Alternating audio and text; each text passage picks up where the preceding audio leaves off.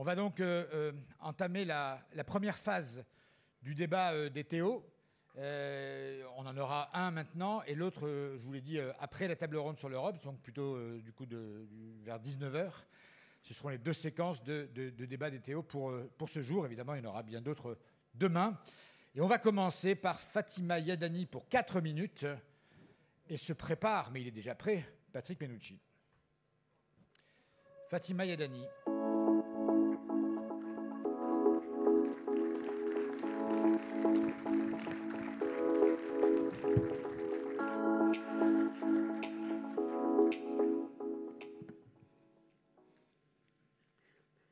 Vu d'ici, c'est très impressionnant.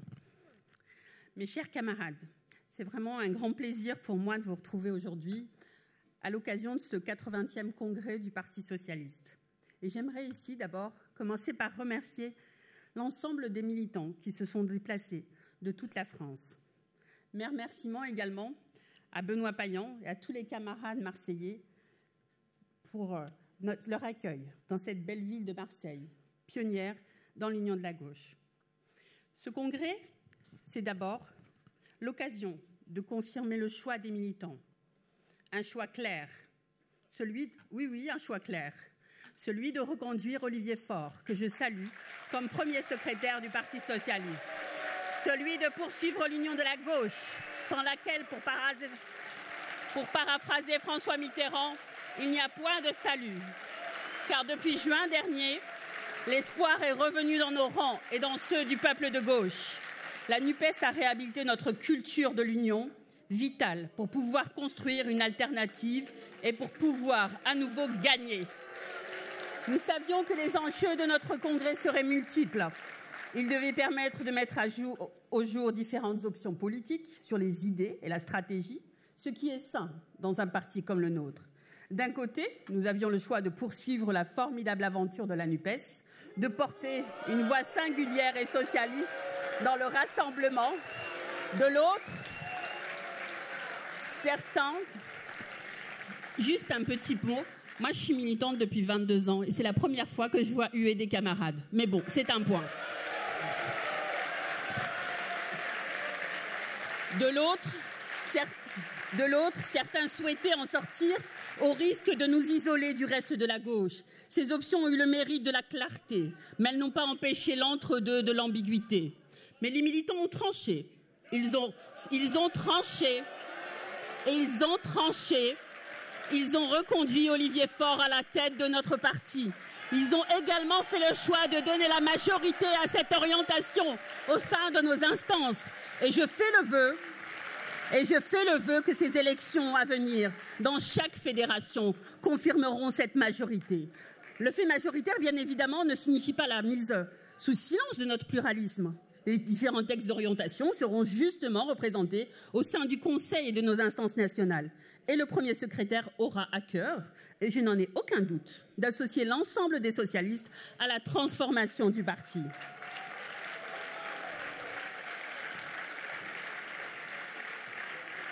Nous pouvons, chers camarades, nous féliciter du formidable exercice démocratique que ce congrès vient clôturer. Au cœur des sections et des fédérations, les contributions ont été nombreuses, les débats autour des textes d'orientation riches et l'émulation collective. Et le 12 et 19 janvier, ce fut l'occasion de voter sur ces textes d'orientation. Car le Parti socialiste, pour celles et ceux qui ne s'en souviennent pas, est un parti qui vote pour valider une orientation stratégique et élire ses représentants. Ce principe démocratique est au cœur de l'histoire de notre parti et nous le chérissons. Et ici, j'aimerais remercier tous les militants qui ont organisé cette élection. Une élection en physique, le même jour et non en un clic. C'est quasiment unique en France. L'ensemble des fédérations et des militants, de toute sensibilité, l'ont organisée avec patience et dévouement. Nous avons encore des choses à améliorer, mais il faut le dire et l'affirmer, que la grande majorité de nos militants et responsables ont organisé ce scrutin avec rigueur et honnêteté. Cependant, nous avons vécu un congrès douloureux, aux oppositions stratégiques Se sont ajoutées des oppositions d'ego. Les actes et les mots ont été parfois violents. Les méthodes de certains ont jeté le discrédit sur l'intégrité des militants. Une élection ne permet pas tout, encore moins quand certains préfèrent le buzz médiatique et l'accusation. Dans ce contexte, il nous faut faire le choix de l'unité. Et j'aimerais finir par un message d'apaisement et de rassemblement. En juin dernier, les électeurs de gauche ont placé leur confiance en nous. Et cela nous oblige. Et j'appelle à la responsabilité de toutes et tous. Nous devons cesser les accusations et les anathèmes et faire front commun dans la lutte sociale qui s'est engagée. La priorité aujourd'hui, c'est le combat contre la réforme des retraites. Cette réforme qui est injuste à tout point de vue. Injuste car elle pénalise les plus pauvres en reportant l'âge légal. Injuste car il n'y a pas de problème de financement à long terme. Injuste car enfin, ce sont les femmes qui seront les premières victimes. Auxiliaires de vie sociale, femmes de ménage, premières de corvée. Ce sont elles qui vont trinquer pour financer les baisses d'impôts consenties aux entreprises. Et dans ce combat, la gauche a besoin des socialistes. Les retraites, c'est un patrimoine commun dans l'ADN des socialistes, un patrimoine garantissant contre la misère les vieux travailleurs des villes et des campagnes, comme le martelait Blum en 1936. Camarades, faisons preuve de responsabilité, retrouvons le sens de l'unité pour nous battre dans cette lutte sociale et dans les luttes sociales à venir. Pour les plus modestes, pour les femmes, pour tous ces Français et les Françaises qui attendent de nous que nous le protégions. Face aux affres d'un libéralisme macroniste débridé, le socialisme est un rempart. Face à un capitalisme qui oppresse les corps, le socialisme oppose l'émancipation. L'unique destinée de l'homme n'est pas de produire toujours plus à n'importe quel prix. L'idéal que nous visons, nous socialistes, c'est la justice sociale et écologique. Un projet de solidarité, du faire ensemble, où c'est l'utilité sociale qui prime et non la recherche du profit. Et pour mener à bien ce projet, nous devons faire preuve de responsabilité. Pour espérer rassembler le pays et les Français, nous devons nous rassembler, nous les socialistes. Pour l'unité des Français, pour l'unité du peuple de gauche, il nous faut l'unité des socialistes. Alors, camarades, soyons à la hauteur.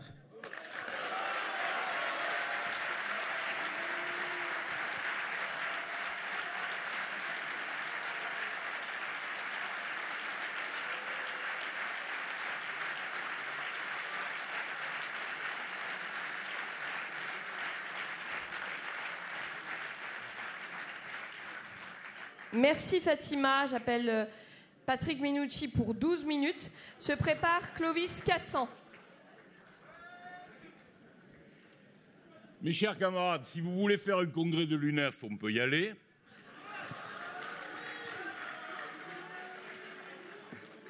Donc si vous voulez me siffler, allez-y une bonne fois, allez-y. Et puis ensuite, essayez d'écouter jusqu'au bout. Chers camarades, la situation que nous vivons, douloureuse pour nous tous, a une origine, une raison. C'est la question que le Parti socialiste doit se poser aujourd'hui. C'est la question qui est celle de l'alliance avec la France insoumise, parti qui domine la NUP.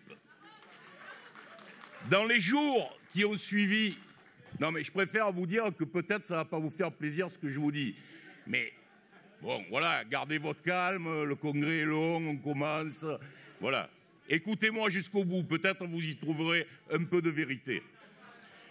Dans les jours qui ont suivi la défaite à la présidentielle, la direction du Parti socialiste, sans vraiment de considération pour sa minorité, a commencé à mordre à l'appât qui lui a été lancé par Jean-Luc Mélenchon par moult intermédiaires. Cette volonté de discuter avec LFI a été validée, à mon avis, par une erreur d'interprétation des résultats de la présidentielle. Le score de Jean-Luc Mélenchon, très élevé, est le fruit, en partie, pour la moitié certainement, d'un vote idéologique d'extrême gauche, mais il est aussi, pour l'autre moitié, le fait d'un vote stratégique qui voulait refuser, dans l'élection présidentielle, le duel annoncé entre les libéraux et le Front National et le Rassemblement National. De là est née l'idée du sauve qui peut, l'idée que le Parti socialiste allait perdre son groupe politique à l'Assemblée nationale et allait disparaître dans les élections législatives de juin. La grande peur, mes camarades, n'est jamais une bonne conseillère. Et cette peur a poussé la direction à intérioriser le désastre avant même de combattre. Je ne néglige pas, disant cela, la pression qu'ont pu exercer nos électeurs et les électeurs de notre parti, mais justement, le propre d'un parti comme le nôtre, d'un vieux parti avec une grande histoire, n'est-il pas de faire appel à leur intelligence en refusant ce qui aurait été la moindre des choses, le mot d'ordre Mélenchon Premier ministre. Cet accord nous a donné 26 députés, mais nous a éloignés d'au moins la moitié de notre électorat qui n'accepte pas le programme politique de la LFI. Et comme nous n'avons pas de programme très crédible, nous avons été obligés d'accepter un certain nombre de désaccords, d'accepter un programme dont d'ailleurs ni vous ni moi n'avons jamais lu le début d'une virgule. Aujourd'hui,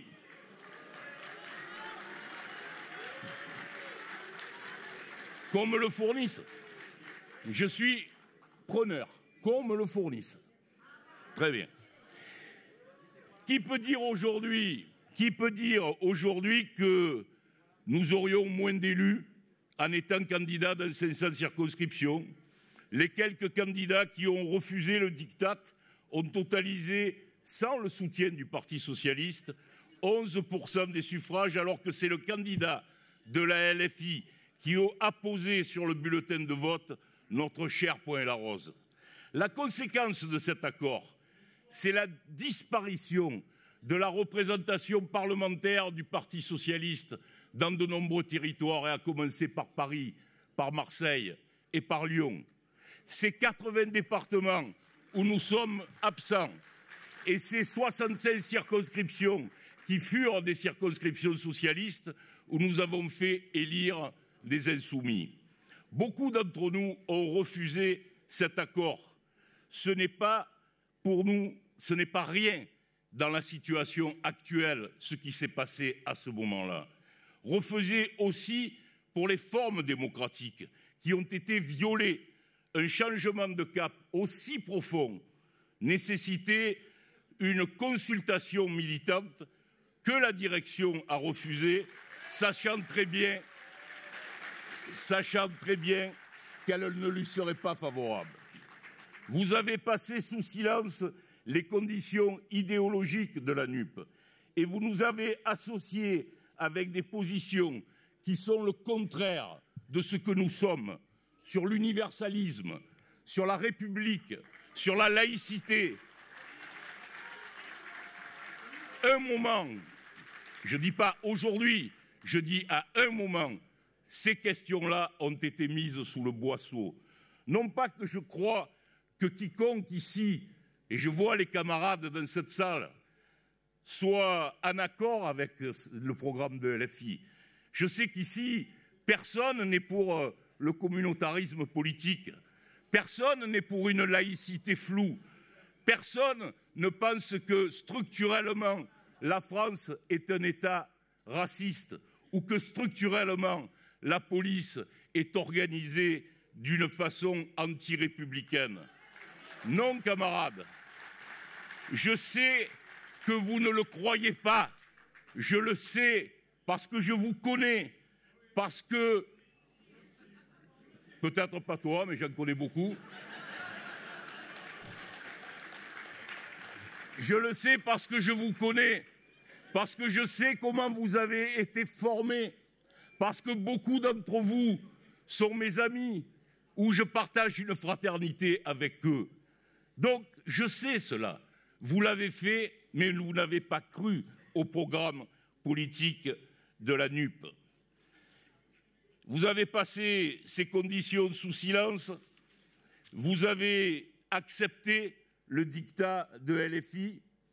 Vous savez tous, me tourne vers Boris qui est là, que rajouter 500 milliards au budget de l'État est une duperie. Quant à Anne Hidalgo, en avait proposé 60 sous la férule de notre camarade Boris Vallaud.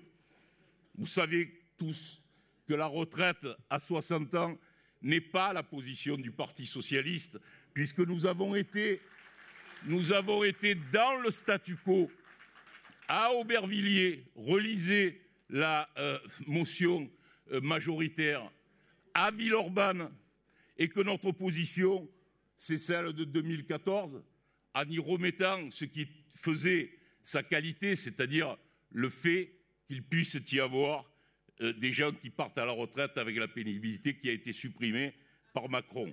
Vous savez tout cela, mais vous avez voulu sauver les meubles. Et de votre point de vue, vous les avez sauvés. Mais ce n'est pas le nôtre. Nous admettons alors aujourd'hui que nous devons faire avec la NUP, qu'est-ce que nous devons faire? Parce que c'est ça la question de ce congrès. Des écologistes qui prennent leur distance, ayant d'ores et déjà indiqué leur refus d'une liste européenne, car les désaccords avec la LFI sont trop importants sur les questions internationales, je ne les détaillerai pas. Un parti communiste français qui, aujourd'hui même, entame ses débats pour son congrès avec 2 textes, et dans les 2 textes, on voit bien que la NUP est mise en distance, peut-être un peu plus par celle de Roussel que par celle de Marie-Georges Buffet, mais quand même. Et donc, nous serions, nous, écolos distanciés, communistes éloignés, nous serions les seuls à défendre l'accord avec la France insoumise, un tête-à-tête en quelque sorte avec Jean-Luc Mélenchon. Eh bien, camarades, eh bien, mes chers camarades, nous croyons, nous, qu'un autre chemin est possible. Cet autre chemin, qui ne peut advenir que si nous refondons le Parti socialiste en permettant des positions réalistes, avec des positions réalistes, le retour de nos électeurs éloignés, réfugiés dans l'abstention, électeurs de Macron ou électeurs du Front National. Oui, nous pouvons refonder en recréant l'union de la gauche. Pour cela, il nous faut un programme politique. Et ce congrès aurait dû être ce moment de création d'un programme politique qui réponde à notre ambiguïté originelle. Et les camarades des jeunesses socialistes, écoutez bien, l'ambiguïté, allez-y, l'ambiguïté originelle du parti d'Épinay, c'est d'être capable d'être dans la radicalité et en même temps d'être un parti de gouvernement. Si vous prenez la décision d'abandonner la radicalité pour défendre les plus modestes, vous tomberez alors dans le social-libéralisme dont nous voyons chaque jour les effets politiques. Mais si vous abandonnez la capacité de gouverner, si vous singez la LFI, et donc vous perdrez sur tous les tableaux, parce qu'à la fois nos électeurs les plus à gauche auront trouvé un parti qui leur convient mieux que le nôtre, et définitivement vous aurez perdu les électeurs qui ont fait les victoires de Mitterrand, de Hollande, de Jospin. Vous privilégierez la posture en vous interdisant de trouver des solutions pour ceux qui ont l'urgence sociale.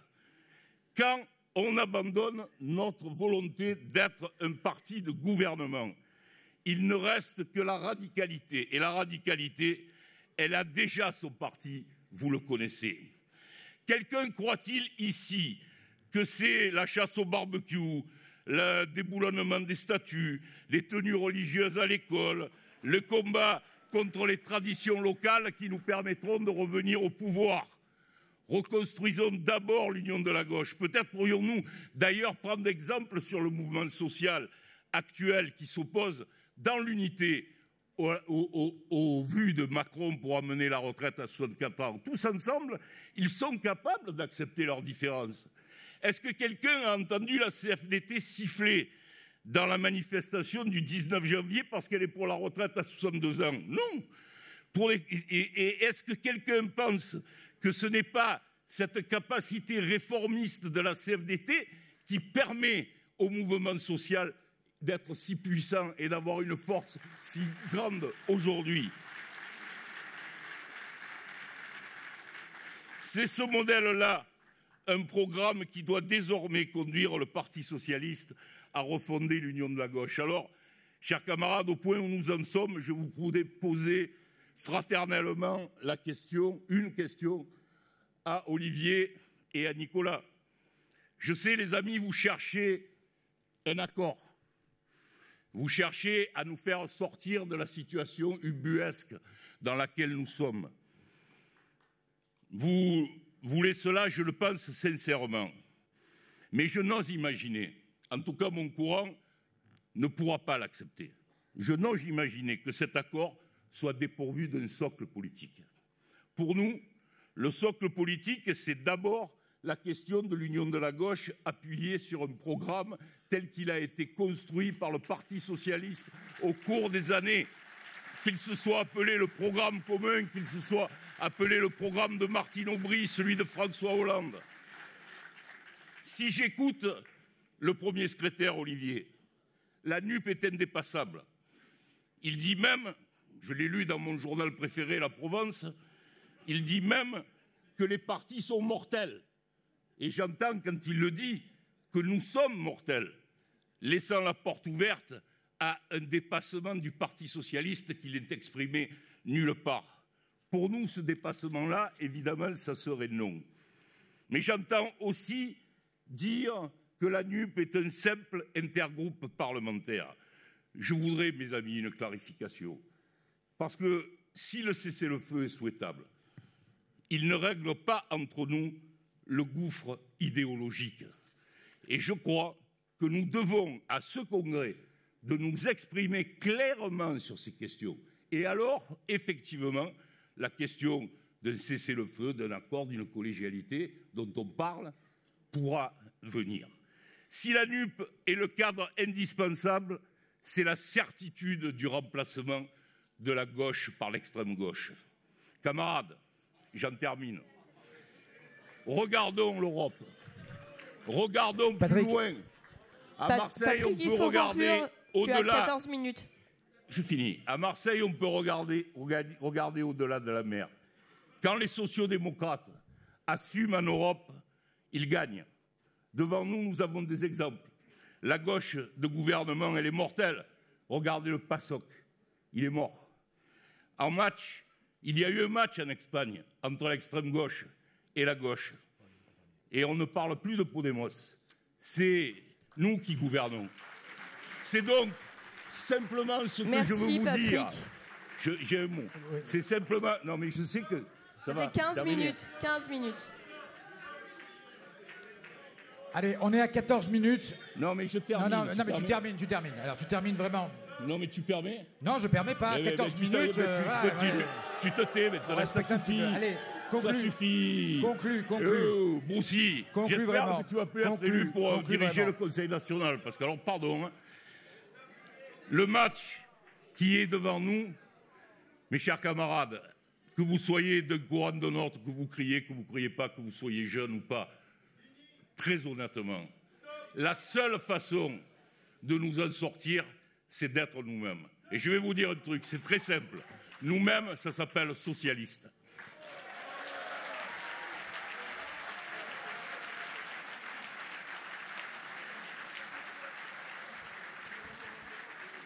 Alors, j'appelle Clovis Cassan. Clovis Cassan pour 8 minutes. Puis ensuite, nous écouterons Lamia et la rage. Clovis, à toi, pour 8 minutes. Camarade Menucci, juste parce que je cherchais juste avant, si tu cherches le programme partagé de gouvernement de la NUPES, il est sur le site. Il est en ligne depuis mai 2022. Oui, on n'a jamais bossé, c'est vrai. D'ailleurs, je voudrais féliciter parce qu'on avait un projet socialiste qui a été porté par une candidate, mais qui avait été travaillé, et je salue le travail qui a été fait par Boris et par les équipes du Parti socialiste. Et j'oublierai jamais que pendant la campagne, il y avait au moins une personne qui avait lu ce programme et qui m'a dit « Vous savez, ça m'a rassuré de lire une phrase dans le programme du Parti socialiste, c'est que vous avez remis un élément central, la prédominance du bien commun sur l'intérêt individuel.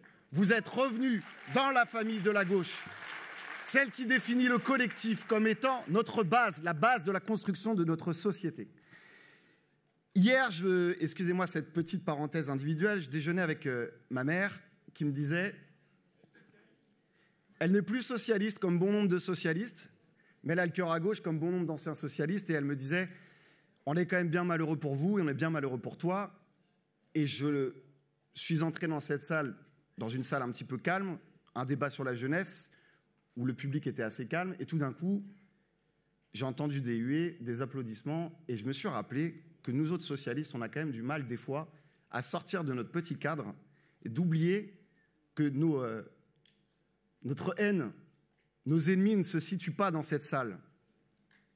Ils ne sont pas dans cette salle. Eux, ils s'organisent. Ils s'organisent tous les jours. Ils vont sur les plateaux télé déverser leur haine. Ceux pour qui nous devons réclamer des peines de prison, ce sont des candidats à l'élection présidentielle. Éric Zemmour en premier lieu, qui vont sur les plateaux télé déverser leur haine, leur xénophobie, leur racisme. Ils s'organisent. Ils ne perdent pas de temps. Nous, nous en perdons. Je voudrais commencer aussi par rappeler à tout le monde que nous sommes un parti de gouvernement, c'est vrai. Un parti qui a choisi l'institution démocratique pour changer la vie des Françaises et des Français, mais pas que. Nous sommes aussi un parti qui fait le choix de la stratégie de l'engagement dans les institutions. C'est la raison pour laquelle nous sommes tant d'élus locaux, comme à Marseille, comme chez moi aux Ulysses, à nous engager dans nos institutions démocratiques parce que nous y croyons.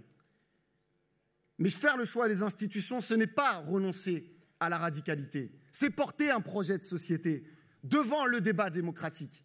C'est rappeler que c'est par la démocratie que nous arriverons à changer les choses, que c'est par la République que nous avons changé les choses. Aujourd'hui, tout à l'heure, les jeunes nous le disaient, ils ne vont plus voter, ils n'y croient plus. C'est le Parti socialiste qui doit montrer son utilité au pays en rappelant que la stratégie de l'engagement dans les institutions est quelque chose qui fonctionne. Et moi, je vais te dire quelque chose, Patrick.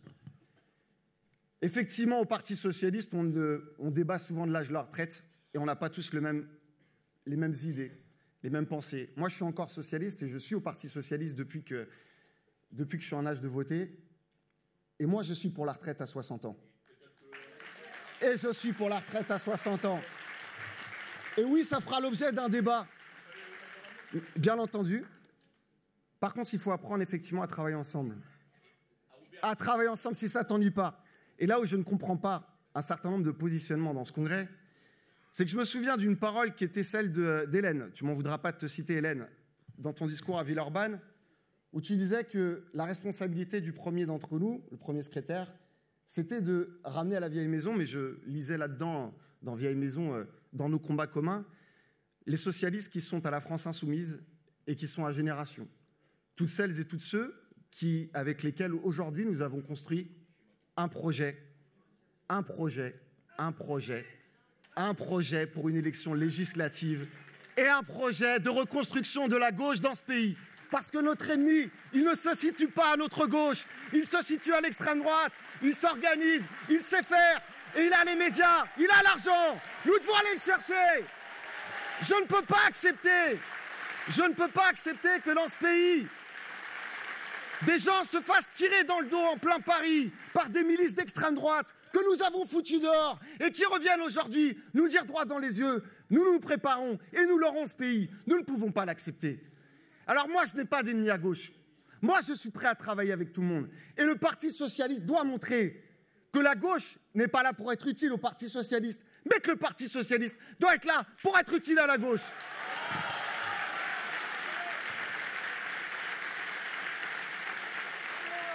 Mes camarades, je voudrais avoir un mot pour celui qui est notre capitaine.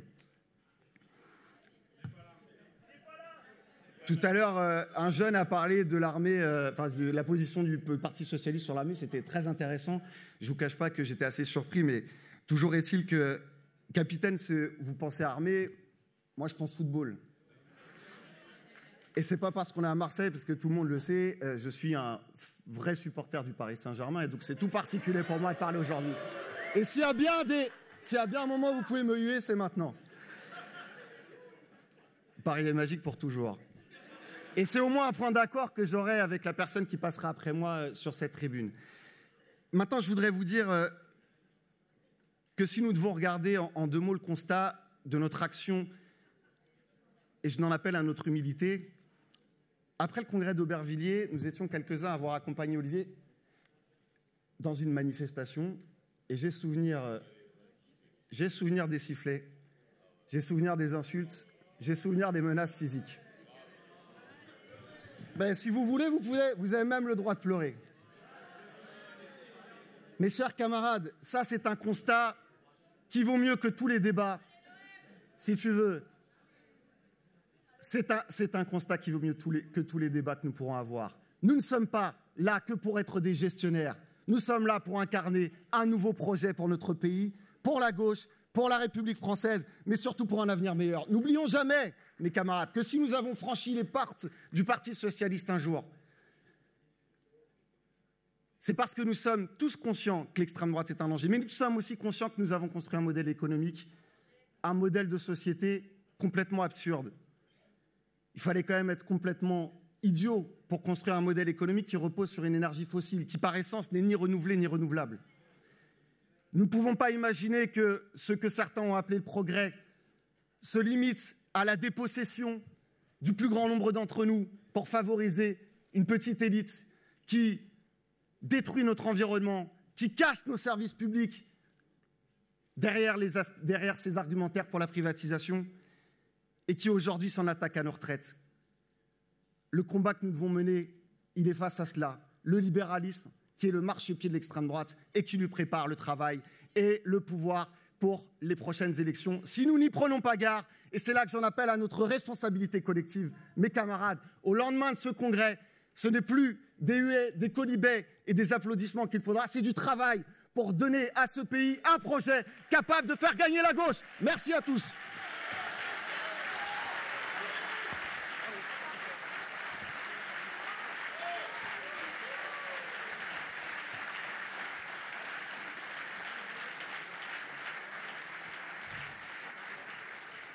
Lamia El Harrach pour 7 minutes se prépare Cédric Van Sivendel. 14 minutes 12 Ah, on n'a pas les bons chiffres, 12 minutes, donc c'est parti pour 12 minutes, pardon.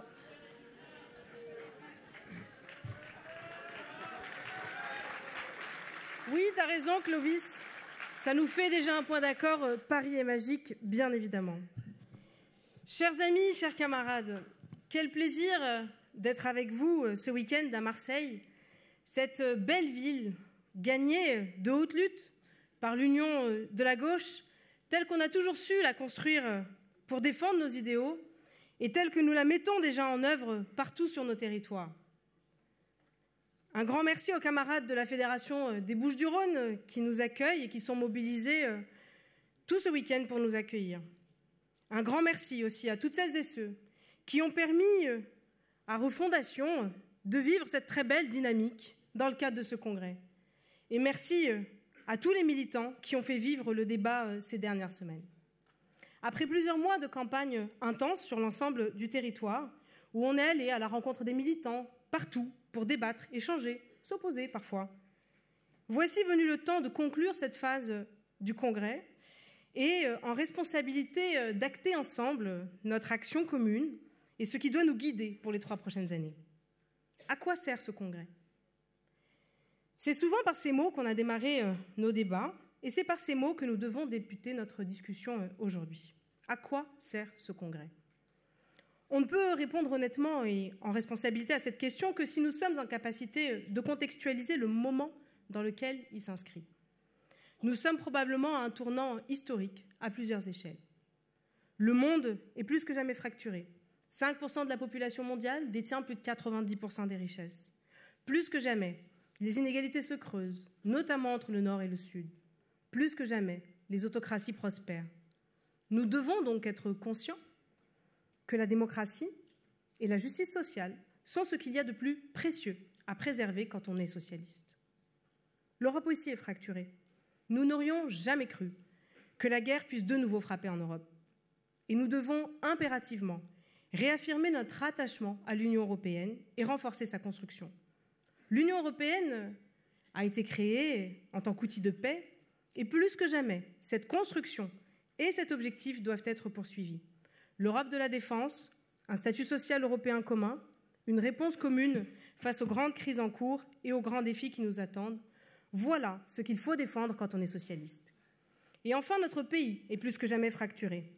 La casse en règle des services publics est absolument insupportable, partout où ils sont à l'œuvre, les libéraux s'acharnent à détruire le filet de protection sociale et vont même plus loin aujourd'hui en cassant tous les communs et en redivisant nos services publics à leur portion la plus congrue. Défendre le patrimoine de ceux qui n'en ont pas, mettre en œuvre de façon concrète et quotidienne le progrès social, lutter viscéralement pour l'égalité réelle, voilà ce qui doit guider notre action quand on est socialiste.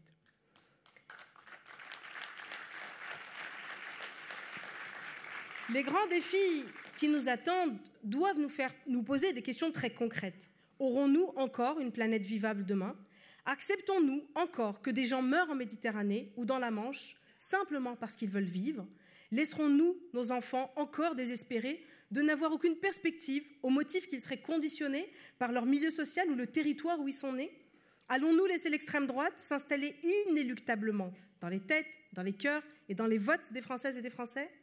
En somme, la question qui se pose à nous dans le cadre de ce congrès, c'est serons-nous au rendez-vous de l'histoire et saurons-nous être à la hauteur des enjeux et des attentes du moment?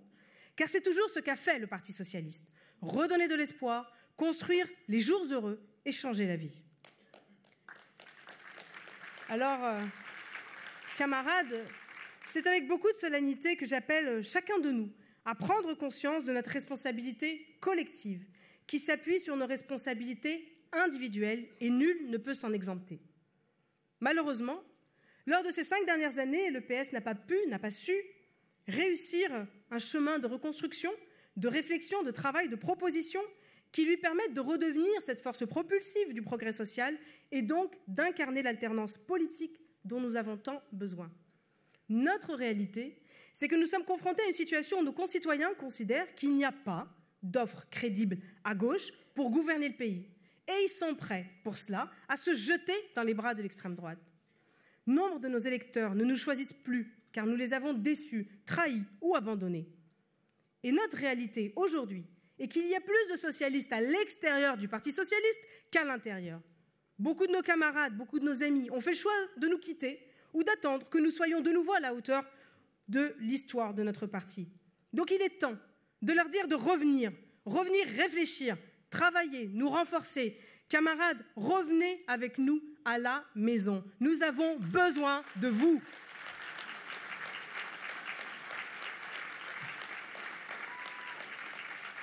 Nous sommes aujourd'hui renvoyés de façon systématique aux outrances et aux égarements de certains qui, à gauche, loin de renforcer notre crédibilité aux yeux de l'opinion publique, considèrent qu'ils détiennent la vérité, eux et eux seuls, et que tous ceux qui ne sont pas d'accord avec eux sont de droite. Ces constats-là, mes camarades, nous devons les partager et en tenir compte pour nos réflexions à venir. Il peut y avoir dans les congrès, et dans celui-ci notamment, beaucoup de faux débats. Il faut impérativement en sortir pour être capable de résoudre les questions de fond et les questions communes que nous devons porter en responsabilité devant les Français et devant les Européens. Ce congrès doit nous mobiliser autour d'une grande question. Comprendre les difficultés qui ont été les nôtres, elles sont réelles, au cours de ces dernières années, et surtout nous permettre ensemble de les résoudre. C'est donc sur ces bases que nous avons décidé de porter une voix centrale dans le cadre de ce congrès, une voix qui appelle un certain nombre de refondations qui sont fondamentales pour espérer être majoritaire demain. Refondation, c'est certes le nom de notre courant, mais aussi une exigence pour l'avenir. Et cela ne peut passer que par une gauche qui soit audible et crédible, une gauche qui porte haut les idéaux de justice et de progrès social, une gauche qui s'attache à ce que chacun trouve sa place dans notre société, quelles que soient ses conditions de départ dans la vie, une gauche qui soit populaire et non populiste.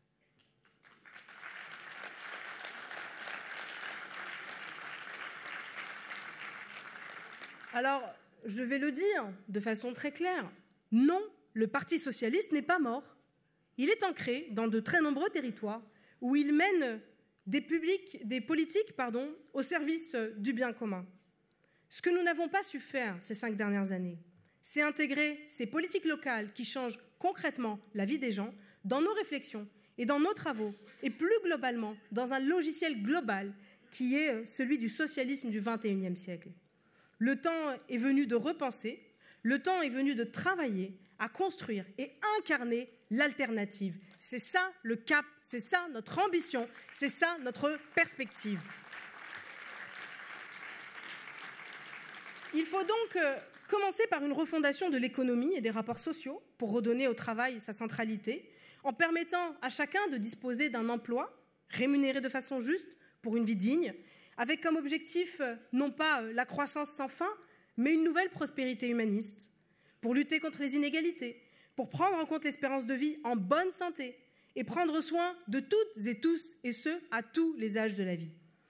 Nous devons remettre au cœur de nos préoccupations l'universel, car c'est sur cette base que se construiront les progrès sociaux à venir. Augmentation du SMIC, augmentation des salaires, fiscalité réellement progressive, portabilité des droits à l'assurance chômage, formation tout au long de la vie, limitation des écarts de salaire, limitation des dividendes, la liste est longue. Bref, défendre plus que tout le pouvoir de vivre et non le pouvoir d'achat. Reparler du droit au temps libéré et non du droit à la paresse. Et considérer l'humain comme un tout et non uniquement comme une force productive. Refondation de l'Europe et des relations entre les peuples pour défendre la démocratie partout, tout le temps, pour défendre les droits humains et porter une haute vision humaniste et progressiste partout dans le monde. Cela passe aussi et avant tout par une politique d'accueil des migrants sur le sol européen qui soit coordonnée, humaniste et ferme afin que chacun puisse être accueilli et accompagné dignement.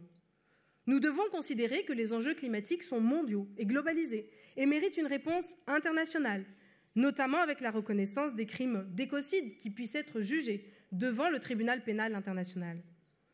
Il nous faut également porter des refondations de l'école et de la République qui doit plus que jamais être défendue et préservée. C'est notre bien commun le plus précieux face aux individualismes, face au fondamentalisme et tous les conservatismes. Nous sommes des combattants de la République laïque et sociale et nous devons le réaffirmer fortement. Nous devons donner corps et consistance à la promesse républicaine. Elle doit se décliner partout, sur tous les territoires. C'est aussi ce qui permet l'égalité réelle dont doivent pouvoir bénéficier tous nos enfants. Comment peut-on accepter aujourd'hui que l'accès aux droits, aux soins, soit conditionné par son lieu de vie? Comment peut-on accepter aujourd'hui que l'école entretienne, voire aggrave, les inégalités plutôt que les gommer? Comment peut-on accepter qu'encore aujourd'hui, 12% des enfants d'ouvriers ou 2% des enfants d'agriculteurs seulement accèdent à l'enseignement supérieur contre 68% des enfants de cadres? Voilà où sont nos batailles. Défendre le droit à l'enseignement, le droit à la culture, le droit à l'émancipation, défendre l'égalité pour toutes et tous.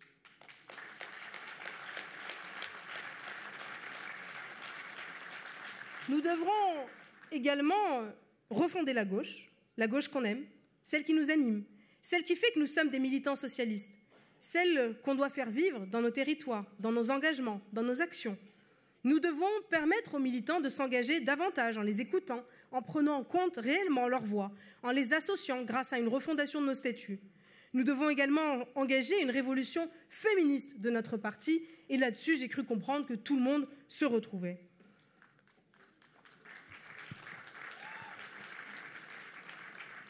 Ouvrir les portes et les fenêtres de notre maison, renouer avec les corps vivants de la nation, car l'union de la gauche ne doit pas être qu'une union de partis. Elle doit aussi et avant tout être une union de toutes celles et ceux, dans les associations, dans les syndicats, dans les structures de l'ESS, dans l'éducation populaire, qui portent quotidiennement des valeurs de gauche. Car oui, l'union de la gauche est une nécessité, mais nous la revendiquons audible et crédible. Nous la revendiquons la plus large possible, avec un centre de gravité, autour de la voie centrale que nous sommes, nous, socialistes. Car oui, l'union de la gauche est un point de départ et non une finalité absolue. Elle est le préalable à un travail plus global qui doit toucher le plus grand nombre de Françaises et de Français autour de leurs préoccupations et des urgences de notre pays. C'est comme ça qu'on gagne une majorité. Alors, mes camarades, pour conclure, voilà ce que nous vous proposons. Faisons du Congrès de Marseille un beau congrès de l'histoire du Parti socialiste. Merci à toutes celles et ceux qui ont fait le choix de refondation dans le cadre de ce congrès. Bienvenue à toutes celles et ceux qui vont nous rejoindre. Et un immense merci à tous les militants qui sont toujours là, alors même que c'est difficile, et nous le savons et nous le partageons. Vous êtes toujours là parce que nous avons tous en nous l'invincible espoir cher à Jaurès. C'est grâce à nous tous, à vous tous, que ce congrès peut être un congrès de rassemblement et d'unité de l'ensemble des socialistes. qui nous permettra de redonner de l'espoir et de l'envie à tous les militants, à tous les sympathisants et à tous les Français. Vous le savez, nous avons fait des propositions très concrètes qui sont sur la table et qui prouvent notre attachement à notre parti, notre attachement à l'unité de tous les socialistes, notre attachement à permettre à notre famille politique de retrouver des couleurs, de redevenir un parti de masse et demain de regagner des élections européennes, nationales et locales. Donc, chers amis, chers camarades, nous sommes attendus.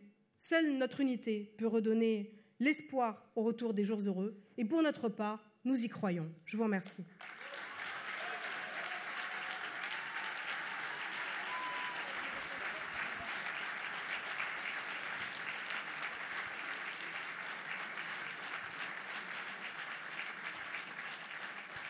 Merci Lamia. Le congrès précédent se déroulait chez lui. Cédric Van Stevendel parle pour 5 minutes et se prépare Anna Pic.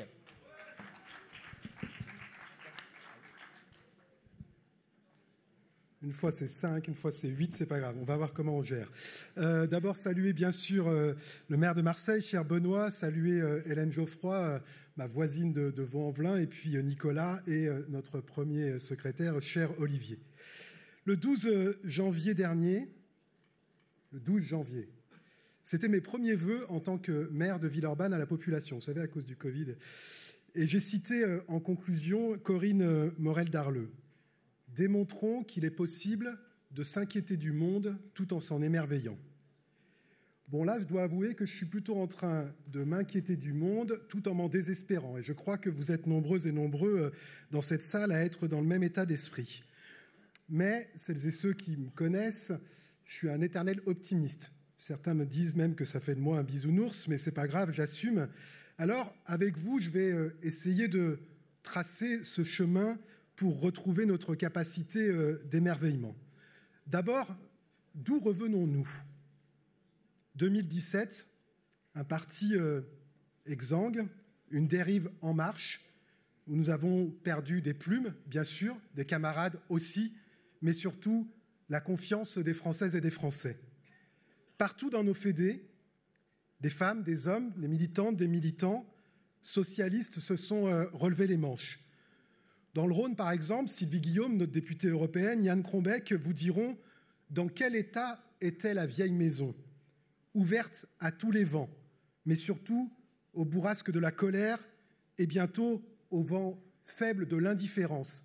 Ce que nous a dit Vincent Tiberge très clairement à Blois cet été. On lui avait posé la question, qu'attendent les Français du Parti socialiste ? Rien, rien, chers camarades, à ce moment-là. Ce que nous avions toujours défendu, même dans les moments les plus difficiles et les traversées du désert, nous l'avions perdu. Nos valeurs furent dispersées façon puzzle dans la propulsion d'un secrétaire général à l'Élysée à la plus haute fonction de la République. Et pourtant, à Aubervilliers, en 2018, c'est Olivier Faure qui fait l'effort de rechercher à se rassembler en nous promotant un chemin de résilience. Ils n'étaient pas nombreux à ce moment-là à vouloir y aller. Nous avons oublié à quel point ce pari nous semblait fou, perdu d'avance à ce moment-là. Et pourtant, autour de lui, nous nous sommes tous mis au travail pour faire gagner la gauche. Je l'ai fait modestement à Villeurbanne, comme à Marseille, dans bien d'autres villes, avec la force du rassemblement de toute la gauche pour faire gagner nos idées. Mais vous l'avez fait sur bien d'autres territoires et dans bien d'autres villes. Anne à Paris, Johanna à Nantes, Nathalie à Rennes, Nicolas à Rouen, Hélène à Vaux-en-Velin, Mathieu à Nancy, Delphine à Périgueux, Michael à Montpellier, Benoît à Cherbourg. Et après les municipales, c'est encore le rassemblement de la gauche qui a permis à Loïg en Bretagne, François en Centre-Val de Loire, Marie Guité en Bourgogne-Franche-Comté, Alain en Nouvelle-Aquitaine et bien sûr Carole Delga en Occitanie. Et tant d'autres noms qui ne font pas la une de la presse, mais la fierté de notre parti. En 2021, à Villeurbanne, ça a été une année un peu particulière, très tournée PS. Vous l'avez dit, j'ai eu le plaisir d'accueillir le congrès du Parti socialiste. Je me rappellerai assez longtemps des mots de l'ancien maire Jean-Paul Brett quand je lui annonce assez fier, jeune maire de cette ville. Il me dit, bon, si c'est pour faire comme à Rennes, ça ne va pas servir à grand-chose. Ambiance, vous voyez. Mais en fait, Olivier, l'ensemble des militantes et des militants, l'ensemble des camarades, quelle que soit leur sensibilité, en ont fait un congrès de rassemblement. Et nous l'avons fait à Villeurbanne. Nous avons choisi un certain nombre d'orientations. Mais en 2021, il y a eu aussi le 12 juillet 2021. Certains d'entre vous étaient là, autour d'Anne Hidalgo, autour du début de la réflexion sur la candidature à l'élection présidentielle. Et oui, après, nous avons perdu durement cette élection. Mais le résultat de l'élection présidentielle ne pourra jamais être imputé à une candidate ou à un secrétaire de parti. Ce n'est pas possible de lire l'histoire comme cela. Il est le résultat de cette confiance perdue que j'évoquais. Nous avions sans doute sous-estimé la profondeur des cicatrices, le besoin de temps pour que les Françaises et les Français puissent de nouveau retendre la main. Mais si nous sommes lucides sur ce résultat, nous devons l'être aussi sur celui des législatives. La NUPES n'a pas précipité notre chute, elle nous a simplement permis de tenir bon. Et je veux saluer ici les 31 députés héros H-E-R-O-S, parce qu'ils défendent nos idées, mais aussi héros H-E-R-O-A-U-T, parce qu'ils portent un certain nombre de messages que les Françaises et les Français réentendent de nouveau. Et je veux ici, à travers Boris, les remercier du fond du cœur pour la qualité de leur action. Mes camarades, ce congrès n'a qu'une seule issue possible, celle de l'apaisement, celle du rassemblement. Une ligne politique, celle de la fierté d'être socialiste, de gauche, aux côtés de toute la gauche. Celle d'un premier secrétaire, Olivier Faure.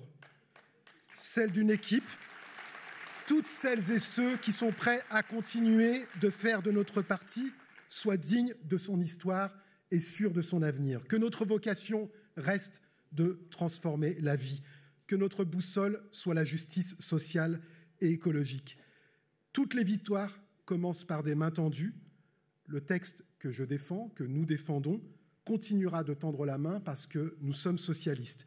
Et que, si nous ne savons pas nous retrouver, nous n'aurons ni les forces, ni la légitimité à dire aux Français que nous sommes prêtes, que nous sommes prêts à gouverner. Oui, nous devons nous efforcer de regarder devant, uniquement devant. C'est le mouvement socialisme, c'est celui que nous n'abandonnerons jamais. J'ai commencé par Corinne Morel-Darleux, je finirai par elle. Sans doute est-ce l'heure de déespérer, non pas désespérer, de déespérer. Pas pour se lamenter, ni pour abandonner la partie, mais pour adopter d'autres bandoulières. La lucidité, la décence, le courage, la gratuité du geste, son élégance. Chers camarades, je nous souhaite un excellent congrès, celui de l'union, celui des valeurs et du combat au service des plus fragiles. Merci à vous.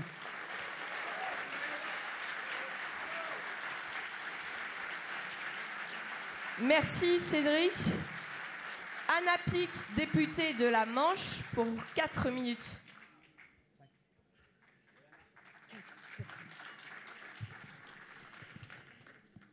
Bonjour à toutes et à tous. Je suis très heureuse d'être ici avec vous, mes chers camarades, d'être ici comme députée. J'étais moi aussi à Aubervilliers et je l'étais comme première fédérale. Je rentrais pour la première fois sur une scène du Congrès et c'est aujourd'hui avec un petit peu plus d'expérience, mais surtout avec vraiment la sensation que nous avons collectivement, militantes et militants, assumer nos choix et retrouver la joie de mener ces combats. Nous sommes aujourd'hui dans un monde dans lequel nous devons être unis parce que nous avons un certain nombre d'urgences. L'urgence climatique, on en parle régulièrement, bien sûr. Mais ce qui va devoir nous unir ces prochaines semaines, c'est celle de ce combat contre une réforme des retraites rétrograde. Cette réforme, elle va toucher tout le monde, mais plus particulièrement les plus fragiles. Elle va toucher tout le monde, mais plus particulièrement les femmes. Et c'est pour ça que nous nous battons. C'est pour ça que celles et ceux qui sont là encore aujourd'hui, après que le Parti socialiste ait perdu tant de militants avant 2018, souvenons-nous, la chute fut rude. Je suis devenue première secrétaire fédérale de la Manche en 2018. Déjà, les militants étaient divisés par 2. Et plus personne ne savait ce que nous avions à dire. Plus personne ne savait qui nous étions. Et d'ailleurs, même les militants ne le savaient pas. Certains restaient parce qu'ils étaient là depuis toujours. D'autres restaient parce qu'ils avaient cette colonne vertébrale. Et nous l'avons tous ici. Ce que j'ai entendu aujourd'hui, en tout cas en ce qui concerne les valeurs, ne m'a pas, pour le dire un peu simplement et de manière un peu populaire, hérissé le poil. Nous avons ce socle, nous avons cette colonne vertébrale. Mais nous avions besoin de dire où nous étions. Oui, je fais partie de ces 31 députés. C'est vrai, je le reconnais, beaucoup auraient aimé avoir la chance de concourir finalement dans ces législatives. Nous avons eu peu de circonscriptions, mais beaucoup de réussites. Et si nous avons eu beaucoup de réussites, c'est parce que les gens nous ont reconnus comme appartenant à cette famille de la gauche.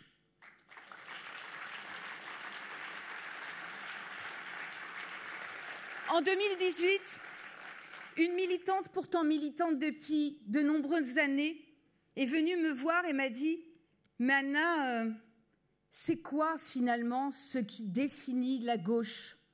Qu'est-ce qui fait que le Parti socialiste est à gauche ?» Non, ça ne veut rien dire évidemment de la suite. Hein. Je serai là pour le relever à la fin, ne vous inquiétez pas. Nous sommes dans la famille de la gauche parce que nous savons quels sont nos combats. Et c'est ça qu'il fallait que l'on ait à nouveau à dire. Oui, en 2018, nous avions perdu presque les 2/3 de nos militants dans la Fédération de la Manche. Oui, en 2018, nous étions insultés par les syndicalistes derrière nous dans les manifestations. Oui, en 2018, les gens riaient lorsque je disais que je prenais la tête de la Fédération socialiste. Aujourd'hui, personne ne rit.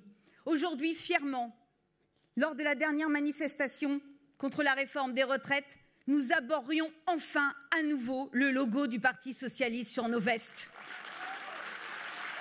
Et on nous attend. Et aujourd'hui, la NUPES n'est évidemment pas l'alpha et l'oméga de notre manière de faire l'union de la gauche. Mais sur nos territoires, nous étions unis, nous savions dialoguer. Aujourd'hui, nous avons un cadre. Ce cadre, nous le devons à ceux qui ont relevé à nouveau le flambeau après la défaite des présidentielles. Accordons-le ce crédit et accordons à tous nos militants qu'ils sont honnêtes, qu'ils y croient et que s'ils ont mené des élections, c'est avec toute la conviction qu'ils devaient faire parler l'ensemble des socialistes. Alors moi, je le dis, je ne peux pas supporter qu'on parle aussi mal de ceux qui se battent encore aujourd'hui pour le Parti socialiste. Merci à vous, camarades, et continuons à être clairs, extrêmement clairs sur ce que nous portons. Merci.